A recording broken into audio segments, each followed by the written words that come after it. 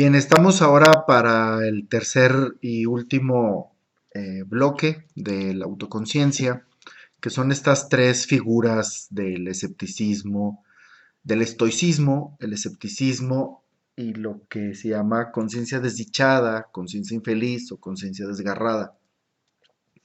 Y cada una de ellas cómo va teniendo estos desplazamientos, estos movimientos dialécticos.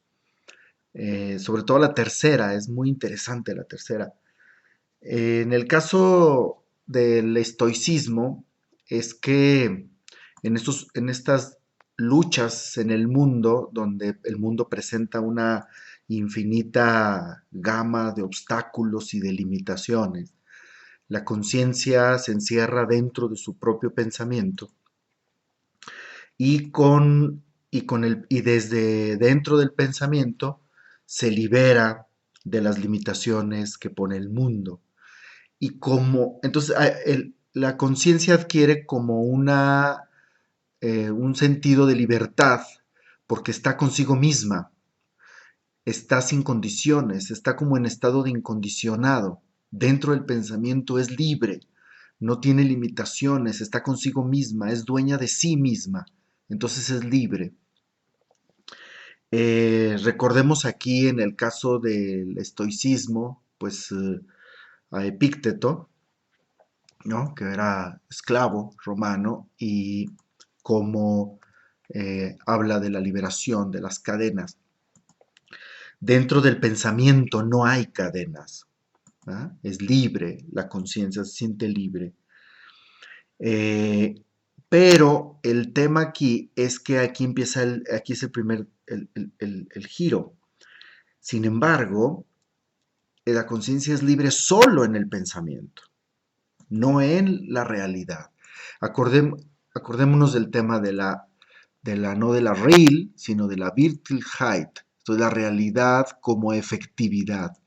La efectividad es que algo ocurre no solamente en el ámbito del pensamiento abstracto, sino en la acción y en la situación. Esto es, que sea efectivo, que hay reconocimiento, puede haber un reconocimiento puramente declarativo o abstracto, como en el caso cuando Marx analiza que el derecho, en el ámbito del derecho se reconoce, hay un reconocimiento jurídico, abstracto de las libertades, pero no efectivo, no en la acción, no en el ámbito de la economía. Es algo muy parecido. O en el caso de la iglesia, que dice que le reconoce la dignidad igual a la mujer, pero no en la acción, no en la efectividad, no hace ordenación sacerdotal y les da la igualdad efectiva. Entonces hay una diferencia aquí en Hegel que se va a repetir en muchos autores eh, modernos entre el reconocimiento abstracto y el reconocimiento efectivo. En el caso aquí de la libertad, es una libertad abstracta, es una libertad que está en el pensamiento, pero no en la efectividad, en la acción, en la situación. Esto es en la realidad. No tener cadenas dentro del pensamiento no implica no tenerlas en la vida efectiva, en la acción o situación. Bien, eso lleva también a otra figura, la conciencia escéptica, la conciencia pensante, del escepticismo, que aquí hay que tener en mente, siempre hay un referente en esto, así como en el otro fue Epícteto, aquí vamos a tener a Pirrón, el, el, el, el ácido pirrónico del escéptico que duda absolutamente de todo, incluso de la realidad exterior. Pero este dudar de la realidad exterior, que es una negación del mundo externo, es una negación del mundo, pero al igual que el estoico, solo en el pensamiento, no en la acción. Y es un pensamiento infinito, y aquí entra una cosa muy interesante, el tema de cómo distingue el tema de la infinitud y la relación entre infinitud y finitud. Es un infinito, pero separado de las cosas finitas del mundo. Es una mera negación de lo finito. Aquí podemos hacer un paréntesis. Cuando Hegel ya avanza y vamos llegando al saber absoluto, nos vamos a dar cuenta de que hay un pensamiento infinito en el dialéctico, pero que no, este infinito no está separado de lo finito, sino es el infinito dentro, en lo finito, y de hecho es la infinitud en la finitud lo que provoca el desbordamiento, los procesos de superación, el cambio o el movimiento dialéctico. Esto es, cuando lo infinito está en lo finito, eso justamente es lo que va a constituir la realidad del mundo. Eh, Bien, termina paréntesis. A eso nos vamos a ir acercando, pero ahorita el momento en el que vamos en la conciencia es una conciencia en donde ya sabe, conciencia significa que sabe de algo, que cae en la cuenta de algo, ya cayó en la cuenta del infinito, pero aún no lo aprende como en realidad es, sino lo aprende como un infinito separado. ¿Ah?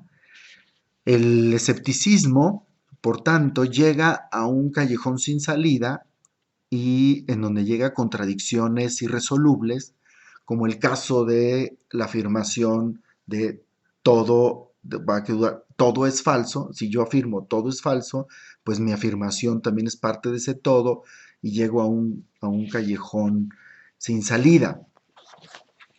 Eh, entonces ya va cayendo en la cuenta de este infinito, pero aún falta mucho por recorrer. Recordemos desde la introducción, cuando vieron y vimos la introducción, cómo es un recorrido. En la conciencia infeliz, o conciencia desgarrada, desdichada, rota, separada, ¿ah? Esta separación es lo contrario a la idea de reconciliación o conciliada.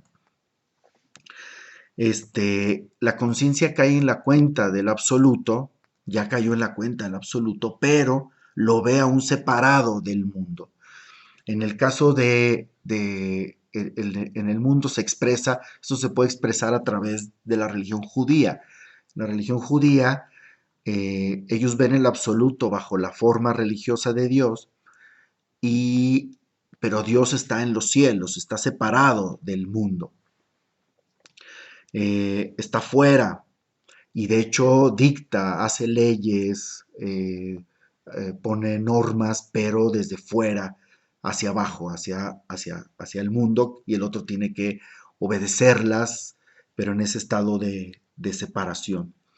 Y de hecho, en este movimiento es el cristianismo el que va a salvar esta separación, porque justamente el cristianismo hace la unión entre hombre y Dios.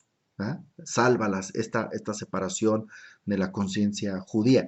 Pero esta separación no la hace en un momento inicial, tiene todo un proceso. ¿Ah? Todavía hasta el cristianismo medieval para Hegel todavía no hay una conciliación espiritual, todavía le va a faltar muchos ingredientes. Y va hasta el cristianismo de la modernidad. Ya veremos eso en un momento adelante. Cuando se piensa la encarnación, cuando el cristianismo piensa la encarnación, ya avanza respecto a la conciencia judía, que está completamente separada desde la perspectiva de Hegel, pero aún está en un ámbito muy sensible. Esto es, la encarnación se ve como que hay el Espíritu de Dios encarnado en una persona particular, sensible, y por tanto está en un estado aún sensible, no es universal, está en ese particular, eh, y hacia donde va a ir avanzando es a una conciencia universal, racional, etcétera. En ese momento todavía no, ¿no? Pero ya es un paso, ¿no? Un momento en donde ya hay un pequeño clic, un primer clic, digamos, entre lo absoluto y lo finito humano. En este contexto está la meditación sobre la muerte de Dios, ¿no? En Hegel, ¿no? Donde Dios muere y cómo la conciencia va leyendo eso y se va dando cuenta hasta llegar este, a la conciencia del universal. Esta conciencia desdichada pues va a tener tres momentos, ¿va? Primero es lo que se llama el alma fervorosa, donde eh, hay un contacto con lo absoluto, pero ese contacto con lo absoluto no es por el concepto universal y efectivo, sino ya hay un contacto con lo absoluto, pero es con el puro sentimiento a través de la oración. El hombre ya siente, ¿verdad?, ese contacto con lo absoluto, pero solamente en el sentimiento, es muy sensible aún. Luego viene el momento de la conciencia piadosa, que se humilla y se reconoce dependiente del absoluto, pero aún ve al absoluto separado de sí, fuera de sí. Y el momento de la conciencia zeta es muy interesante, del ascetismo, porque al negar su singularidad, la conciencia zeta, asume el ser del universal. Al negarse, tanto la piadosa como la conciencia zeta se elevan al universal, pero ese elevamiento todavía es un estado de separación. Vamos a ver cómo la cosa es que la conciencia poco a poco se va a acercar a una reconciliación donde lo absoluto va a verse a sí mismo, pero ya en una forma universal, efectiva y por medio del concepto, de la razón. Eso va a ser hasta que lleguemos al saber absoluto. Ahorita la conciencia va cayendo en la cuenta de eso, todavía bajo figuras que van deslizándose en este movimiento dialéctico y nos vamos dirigiendo poco a poco a esta reconciliación donde ya no va a ser particular como en el caso de Jesús, ¿ah?, sino va a ser el espíritu universal, va a ser efectiva en la acción, no solamente en el pensamiento, y va a ser una reconciliación y una conciencia desde el concepto y no solamente desde el sentimiento y desde formas pictóricas del pensamiento a través de metáforas religiosas, sino ya directamente el concepto. A eso nos vamos a acercar y eso lo vamos a ver en la siguiente, al final, sobre todo en la siguiente sección, que va a ser muy interesante, ¿no? Que es la sección de la razón. Bueno, esto es el itinerario de la autoconciencia y hay que repasar esto en el texto porque vamos a acercarnos enseguida a la sección de la razón de la fenomenología del espíritu. Va.